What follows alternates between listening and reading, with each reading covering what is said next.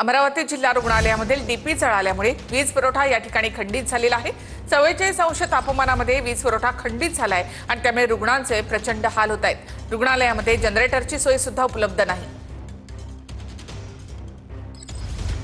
अमरावती जिल्हा सामान्य रुग्णालय इरविन मधील वार्ड क्रमांक 5 जवळ असलेल्या रोहित्राला अचानक शॉर्ट सर्किटने आग लागल्यामुळे जर आपण पाहिलं तर अमरावती जिल्हा सामान्य रुग्णालयातल्या अनेक वॉर्डातील वीज पुरवठा जो आहे तो मागील 2 ते 2.5 तासांपासून खंडित झालेला आहे। त्यामुळे आपण बघू शकतो मेडिकलच्या वॉर्डमध्ये मी आहे आणि या ठिकाणी अंधार पसरलेला आणि या अंधारामध्ये जर आपण पाहिलं तर रुग्णांवर उपचार केले जात आहे। मोबाईलची टॉर्च लावून या ठिकाणी उपचार सुरू आहेत। किती वेळ झाला लाईन नाही या ठिकाणी अंधार आहे? 12 वाजेपर्यंत आहे।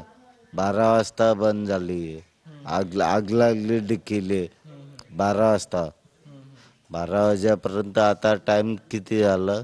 बरोबर आहे 3 वाजले 4 वाजले। मग तुम्ही पेशंट लोक लय गर्मीमध्ये आहे, मग काय व्यवस्था नाही। वरचे कोणी डॉक्टर आले होते का या ठिकाणी पाहणी करणारा वरिष्ठ डॉक्टर?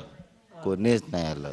2 ते 2.5 तासांपासून संपूर्ण या रुग्णालयातला जो आहे तो विद्युत पुरवठा खंडित झालेला आहे। त्यामुळे रुग्णांना जे आहे ते कडाक्याच्या उन्हामध्ये गरमीचा सामना करावा लागतोय, कारण पंखे एसी बंद आहेत। त्यामुळे जनरेटर केव्हा सुरू होणार, जनरेटर सुरू झाल्यानंतरच या संपूर्ण वार्डामध्ये जे आहे ते वीज पुरवठा येणार असल्याची माहिती आहे। दरम्यान जी रोहित्र जळालं, अचानक आग लागल्याने शॉर्ट सर्किट म्हणून, त्यामुळे याचा फटका जो आहे तो रुग्णांना बसत आहे। त्यामुळे पर्यायी व्यवस्था म्हणून जिल्हा सामान्य रुग्णालयाकडे व्यवस्था नाही का असा देखील सवाल या निमित्तानं उपस्थित होत आहे।